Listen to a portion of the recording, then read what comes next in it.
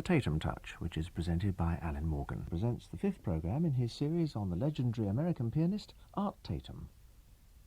In the closing years of his life, Tatum was the subject of an ambitious recording project. Producer Norman Granz recorded over 8 hours of Tatum as a soloist, then went on to team him up with a series of other outstanding jazz figures. Tatum wasn't always the most adaptable player in company. As the American pianist Dick Katz has written, Tatum enjoyed being the orchestra and soloist and rhythm section all the time. For him to share any of these functions with other instrumentalists often appeared to the listener to be a major concession. Katz is right a lot of the time. Other players did tend to hold Tatum back. He couldn't suddenly change key, alter the tempo, or slide into another tune when he felt like it. Nevertheless, the Norman Granz sessions with added soloists are never without interest. Here's an unusual trio date from 1954. Benny Carter on alto, Louis Belson on drums, no bass player, just Tatum's strong left hand, and a George Gershwin tune, "Swonderful."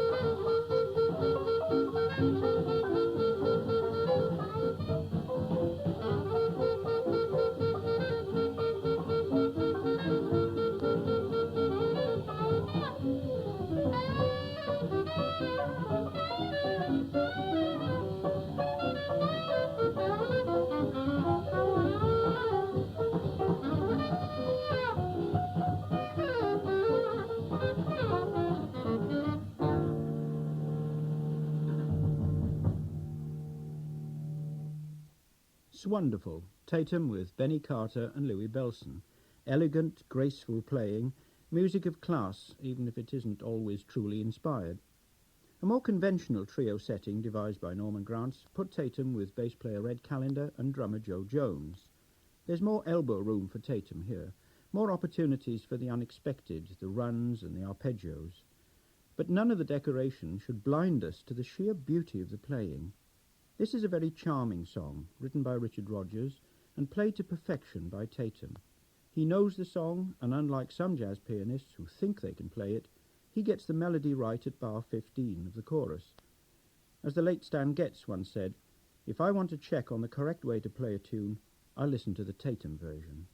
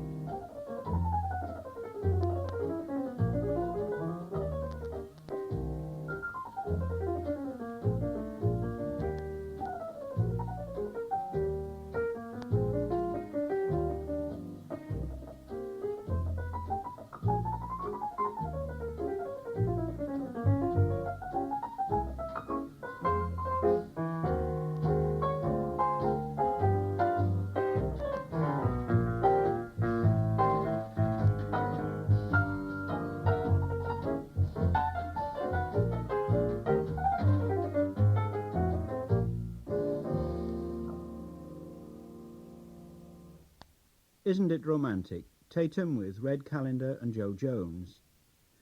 Another recording session which went into the making of the 7.5 hours of the so-called group masterpieces featured Tatum with one of Norman Granz's favourite trumpet players, Roy Eldridge.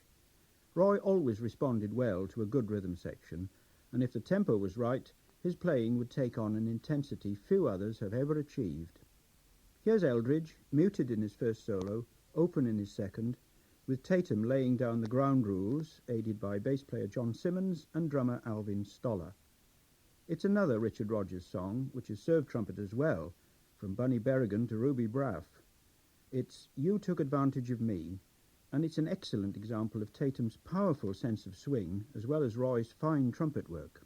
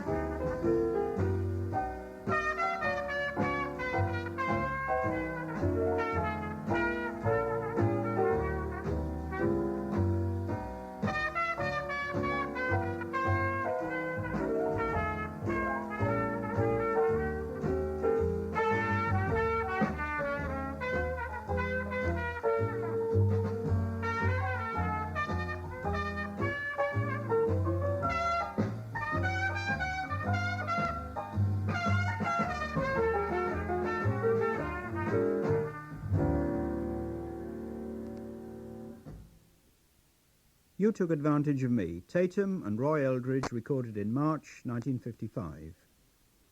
6 months later, Norman Granz set up a recording date at which he surrounded Tatum with 5 other strong soloists, including vibraphone player Lionel Hampton and trumpeter Harry Edison. This came close to being a studio jam session, and few of the tracks are wholly successful. Perhaps they should have spent more time rehearsing the endings of the tunes, or found a way of signalling to Tatum, who was almost totally blind, to let him know when the last chorus was approaching. Nevertheless, there are plenty of brilliant moments and lots of sheer excitement, the kind of thing which happens in jazz when you have experienced players, a drummer as powerful as Buddy Rich, and of course Tatum in full flight. It sounds as if the recording engineer turned the piano mic down when Tatum wasn't actually soloing, but you can still feel his presence behind the soloists on What Is This Thing Called Love?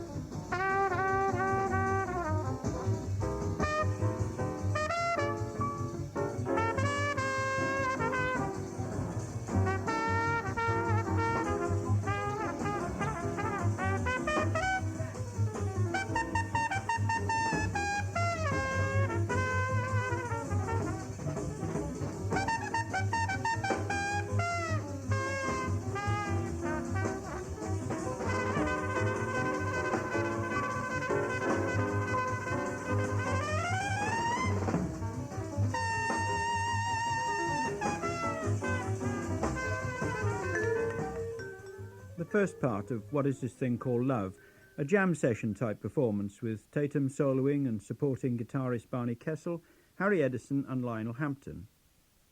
A trio session the previous month, in August 1955, teamed Tatum with Lionel Hampton and Buddy Rich. Having a second keyboard instrument on a Tatum session may sound like a recipe for disaster, but the opposite is the case. Here's a lovely ballad, Please Be Kind, with Tatum and Hampton managing to avoid any harmonic clashes. The result is a performance of considerable charm, with Tatum underpinning Hampton's playing to perfection.